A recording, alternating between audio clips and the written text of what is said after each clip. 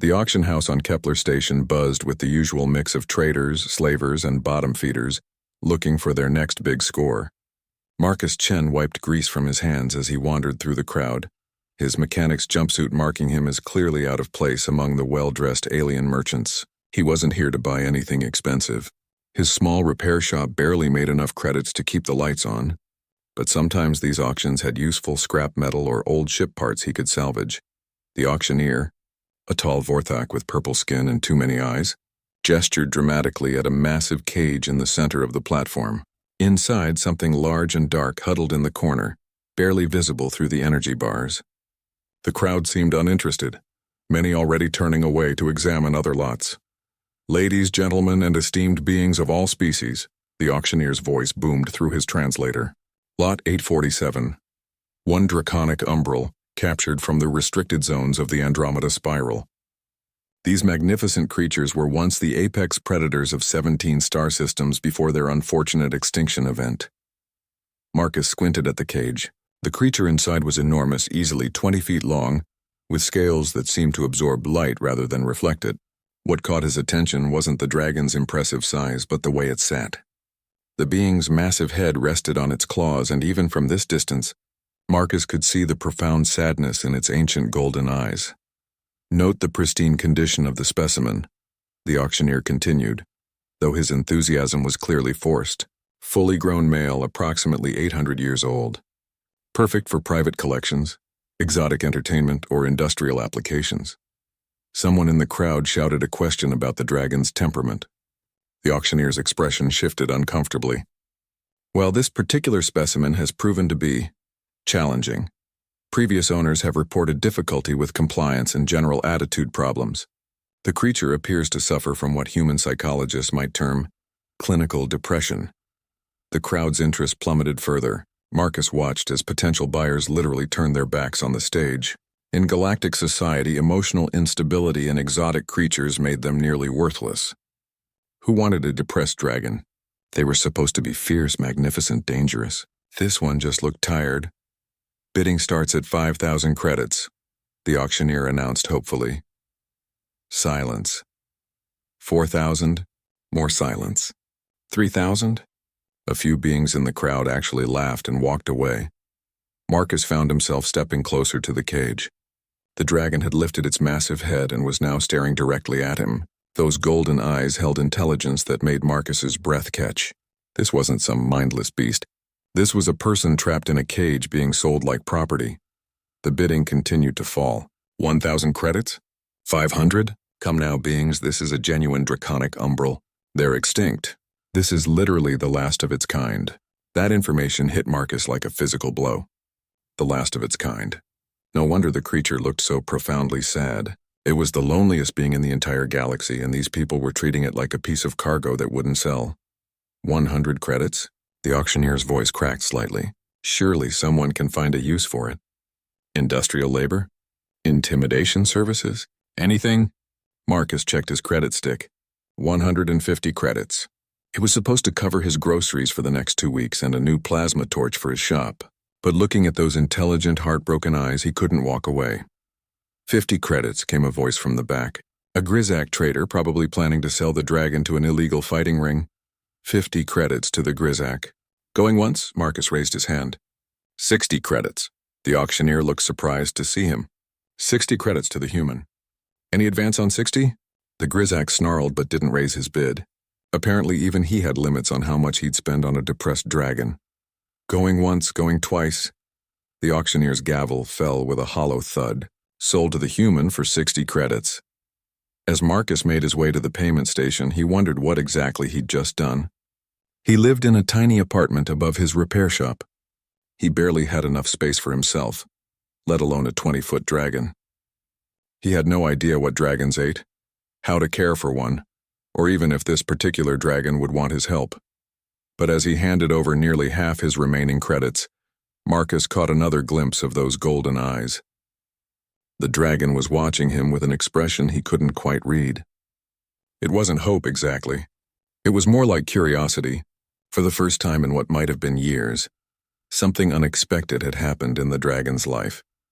The auction house staff were clearly relieved to be rid of their problem lot. They quickly arranged for transport to Marcus's shop and provided a basic care manual that looked like it had been hastily translated from 17 different languages. Most of it seemed to be warnings about how dangerous dragons could be, which didn't seem particularly relevant given this dragon's obvious state of mind. As the transport hover truck pulled away from Kepler Station with its unusual cargo, Marcus wondered if he'd just made the best decision of his life or the most expensive mistake.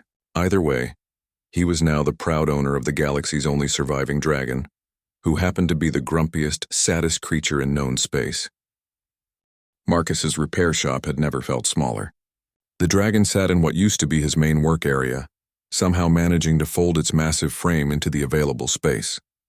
The creature hadn't moved from that spot in 3 days, hadn't eaten the various foods Marcus had tried to offer, and hadn't made a single sound beyond the occasional deep sigh that seemed to come from the very depths of its soul. The neighbors had been surprisingly understanding about the situation. Marcus lived in the industrial district of Kepler Station, where strange noises and unusual sights were part of daily life. Still, having a dragon in residence was pushing the boundaries of even this tolerant community. "You know it's just going to die on you," said Zara, his Centaurian neighbor who ran a scrap metal business next door. She stood in his doorway, careful not to come too close to the motionless dragon. These exotic creatures, they don't adapt well to captivity, especially the intelligent ones.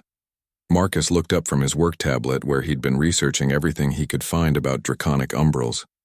The information was frustratingly limited. Most sources agreed they had been the dominant species in their home systems, possessing intelligence that rivaled or exceeded most spacefaring races. They had been wiped out in what the galactic records coldly termed a resource acquisition conflict about 50 years ago. "He's not in captivity," Marcus said quietly. "The cage is gone. He can leave whenever he wants." Zara laughed, not unkindly. "Leave and go where?" "Marcus, that thing is the last of its kind. There's nowhere in the galaxy it belongs." After Zara left, Marcus sat on his workbench and really looked at the dragon for the first time since bringing him home. The creature's scales weren't just black, he realized. They shifted and flowed like liquid shadow, occasionally revealing deep purples and midnight blues. The wings, folded tightly against the dragon's back, were enormous. When fully extended, they would probably span the width of his entire shop. "I don't know your name," Marcus said suddenly. The dragon's golden eyes shifted to focus on him, but otherwise showed no reaction. "I'm Marcus. Marcus Chen, I fix things for a living. Mostly ship engines and industrial equipment, but sometimes other stuff too." The dragon continued to stare at him with those impossibly ancient eyes. "Look, I know this isn't exactly the Ritz, and I know I'm probably the last person in the galaxy qualified to take care of a dragon, but you looked so—" Marcus struggled for the right word. "Lost at that auction, like you'd given up on everything." For the first time, the dragon's expression changed slightly. The massive head tilted just a few degrees as if Marcus had said something interesting. Marcus pulled up the research on his tablet again. "According to this, your people were explorers, scientists. You built cities that could float between stars and had technology that made most current galactic civilizations look primitive.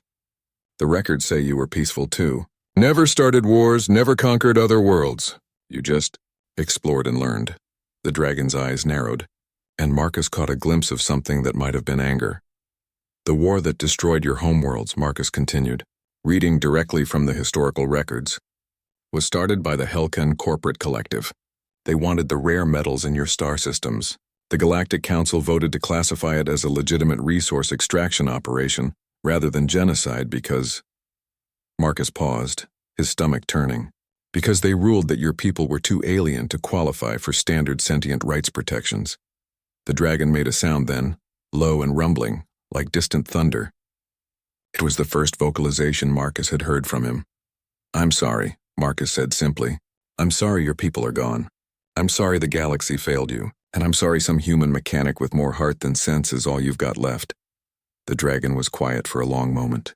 Then, to Marcus's surprise, the massive creature spoke. His voice was deep and resonant, with an accent unlike anything Marcus had ever heard. "Your species was not yet spacefaring when mine was destroyed," the dragon said slowly, each word carefully chosen. "You had no part in our genocide. Your apology, while appreciated, is unnecessary. Marcus nearly fell off his workbench. You can talk. I mean, of course you can talk. You're obviously intelligent. I just didn't know if you spoke standard galactic or... I speak 47 languages, the dragon said with what might have been the faintest hint of amusement, including several that no longer exist because I am the only one left who remembers them. What's your name? Marcus asked. The dragon was quiet for so long that Marcus thought he might not answer. Finally he spoke. My birth name in the old tongue translates roughly to he who seeks the light between stars. My colleagues called me Seeker. My friends, the dragon's voice grew softer. My friends called me by a name that has no translation in your language. It meant something like, the one who finds joy in small discoveries. What should I call you?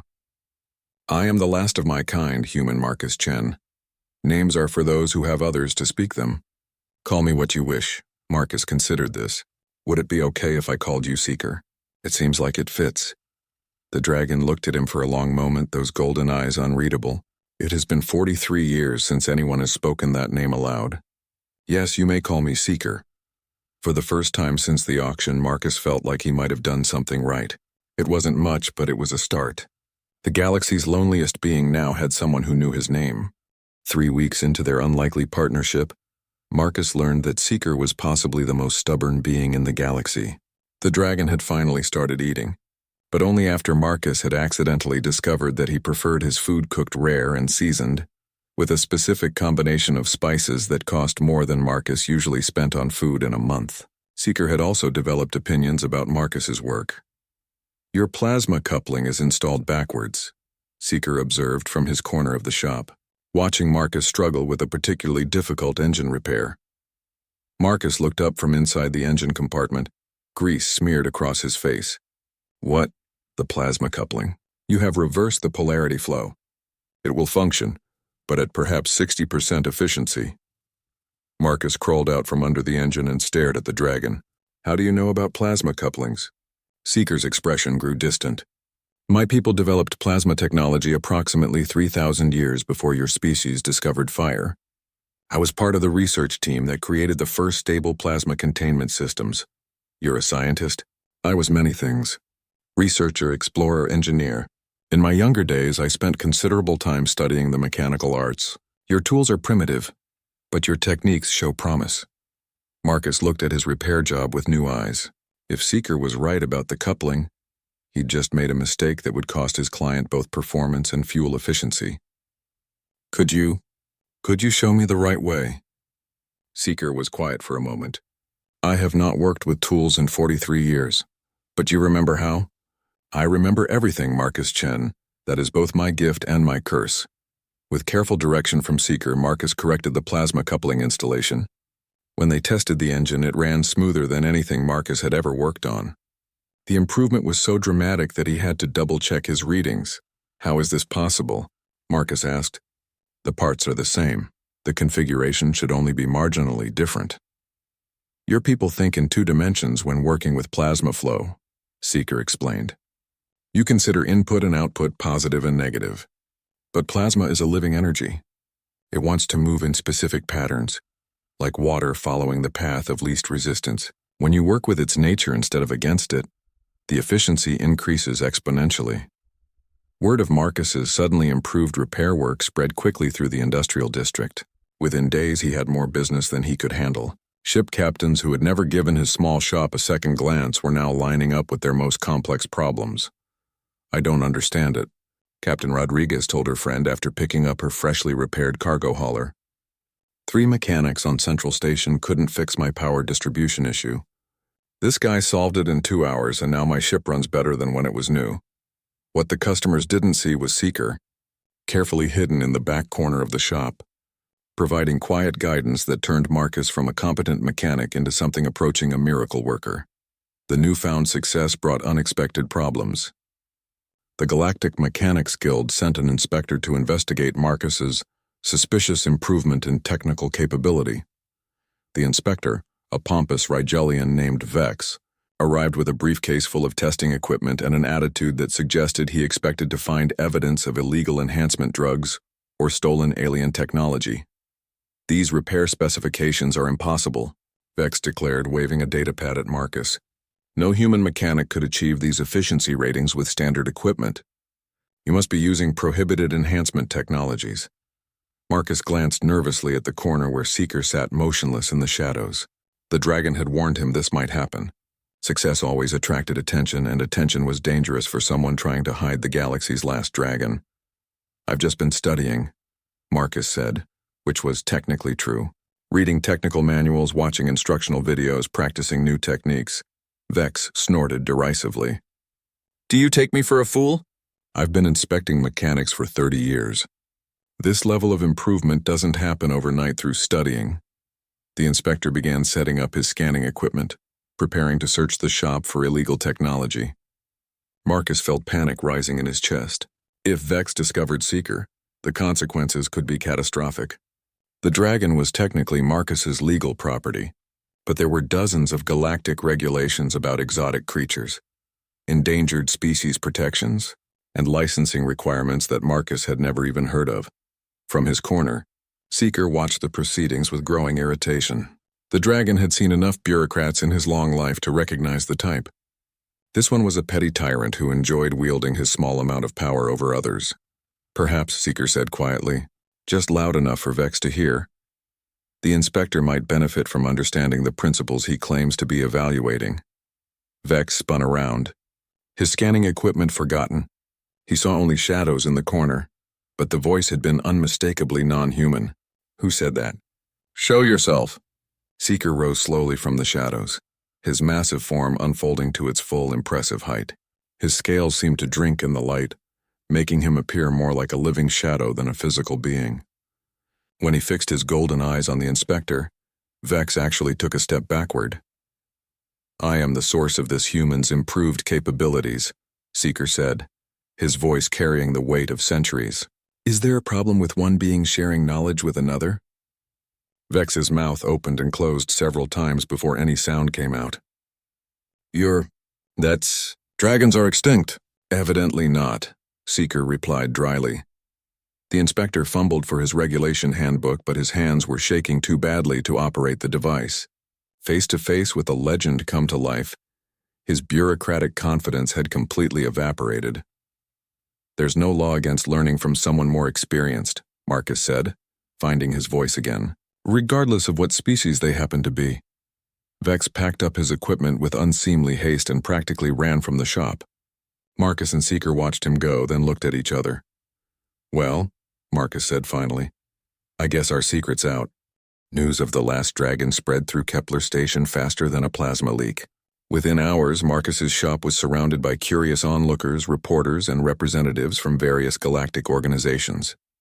Some wanted interviews, others wanted to study Seeker, and more than a few seemed interested in making offers to purchase him. Absolutely not, Marcus told the seventh potential buyer of the day, a well-dressed Altarian who represented something called the Exotic Specimen Preservation Society. He's not for sale. But surely you understand the importance of proper care for such a rare being, the Altarian insisted. Our facilities are state-of-the-art. We could provide him with a habitat that mimics his natural environment, proper nutrition, even potential mates created through genetic reconstruction. From his position in the shop, Seeker let out what could only be described as a derisive snort.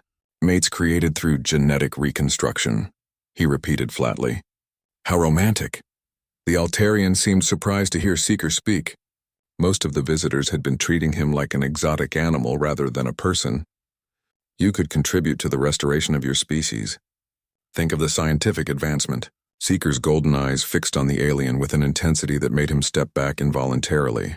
I think of my species every day, little bureaucrat. I think of my mate who died defending our research station. I think of my children, who were vaporized along with our homeworld. I think of my colleagues, my friends, my entire civilization reduced to radioactive dust so that your corporation could mine rare minerals. The Altarian paled. We had nothing to do with that. We're conservationists. You're vultures, Seeker said quietly. You circle the aftermath of tragedies looking for ways to profit from loss. You offer me artificial mates and artificial habitats because the real ones are gone forever. And you think this somehow makes you noble. After the conservationists left, Marcus closed the shop early and activated the privacy shields.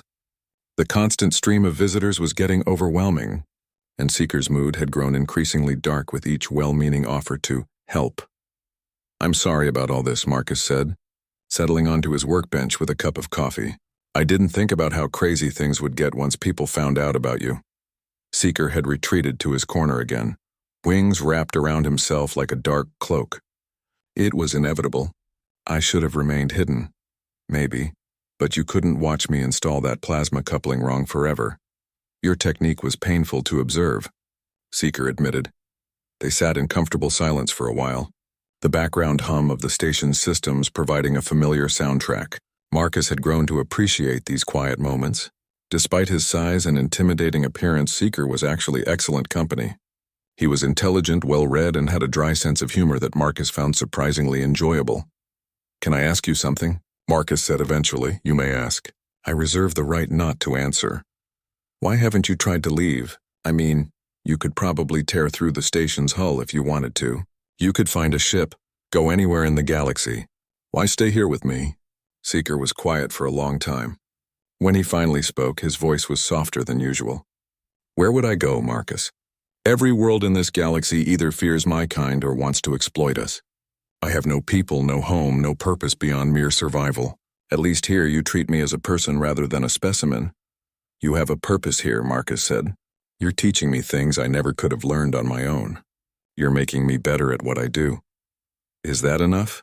To be a teacher to one small human on a backwater station?" Marcus considered this seriously. "My grandfather was a teacher back on Earth. Elementary school kids, nothing fancy.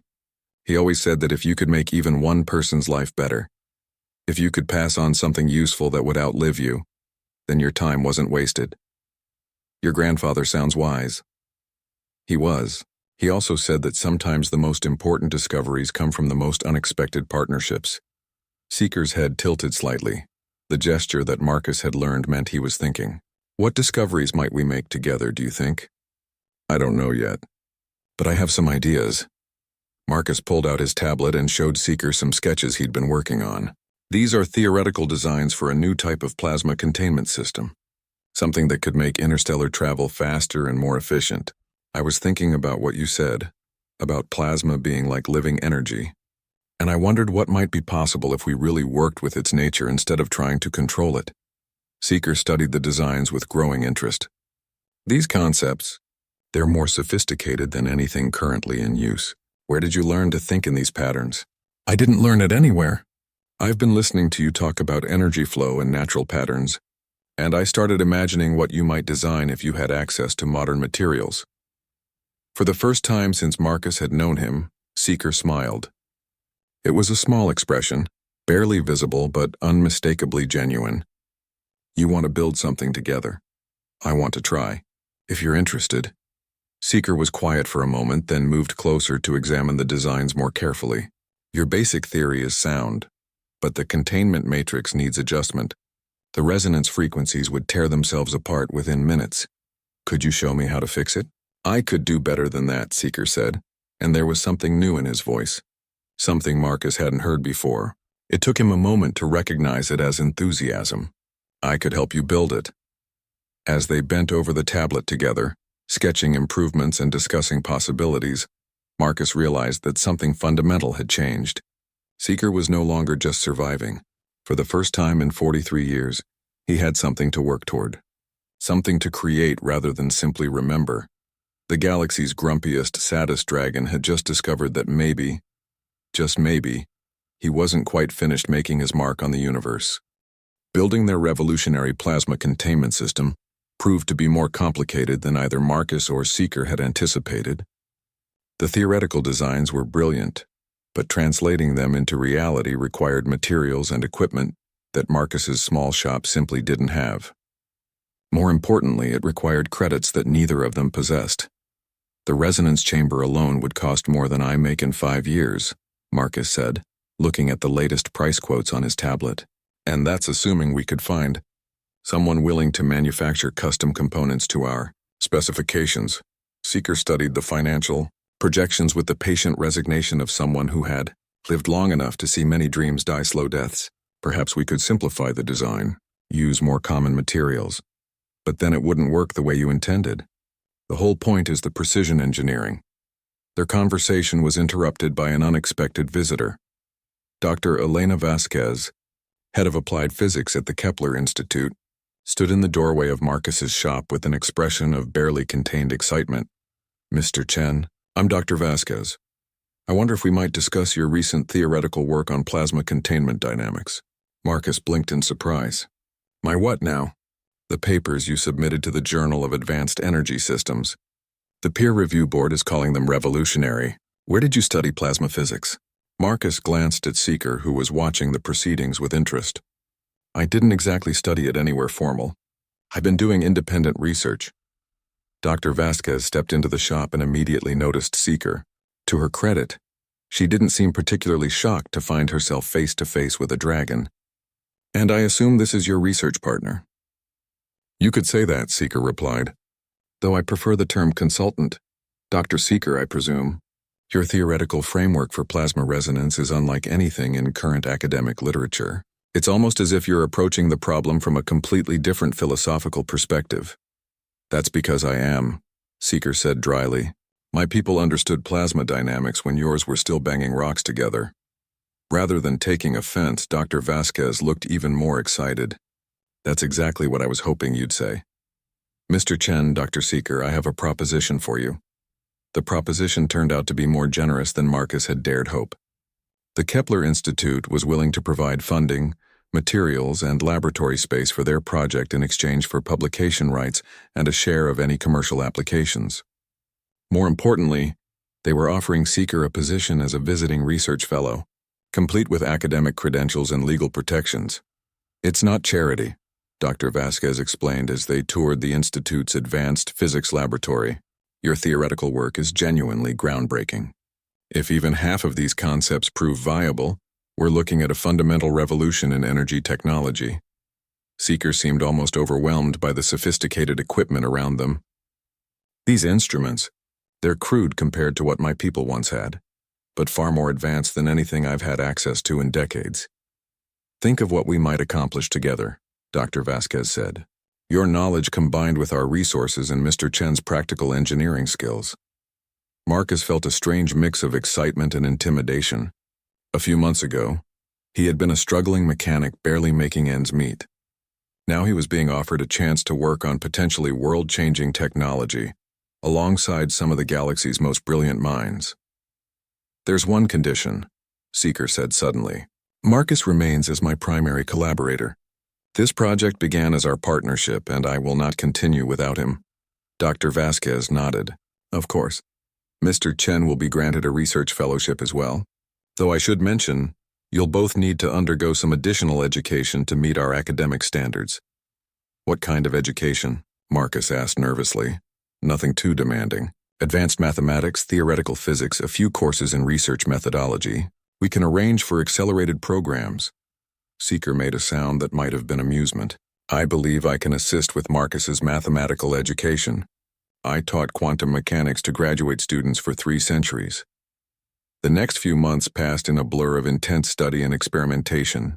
Marcus found himself learning mathematics at a pace that surprised even his teachers. Having Seeker as a tutor was like drinking from a fire hose of knowledge. But somehow his brain seemed to adapt to the challenge. "You're thinking like an engineer," Seeker explained one evening as they worked through a particularly complex set of equations. "You don't just memorize the formulas. You understand how they connect to physical reality. It's a rare gift." The prototype containment system slowly took shape in their laboratory. Each component was precisely crafted according to Seeker's specifications, incorporating principles that challenged conventional understanding of plasma behavior. The other researchers at the Institute watched their progress with a mixture of fascination and skepticism. "It shouldn't work," Dr. Martinez muttered, studying their latest test results. "Everything we know about plasma physics says this design should collapse within seconds." "Perhaps everything you know is incomplete," Seeker suggested mildly. When they finally activated the full prototype, the results exceeded even Seeker's optimistic projections. The plasma didn't just remain stable, it seemed to organize itself into increasingly efficient patterns. as if it truly was a living energy seeking its natural state. Energy output is 200% above theoretical maximum, Dr. Vasquez announced, her voice barely concealing her excitement. Containment field stability is perfect. This is impossible. No, Marcus said, watching the beautiful flowing patterns of contained plasma through the observation window. This is what happens when you work with nature instead of fighting it. Word of their breakthrough spread quickly through the academic community and beyond. Within weeks, representatives from major corporations, government agencies, and military organizations were requesting demonstrations. The technology had implications for everything from interstellar travel to planetary power generation. But for Marcus, the most rewarding moment came when he saw Seeker standing before a lecture hall full of graduate students, explaining the theoretical foundations of their work. The dragon had found his purpose again.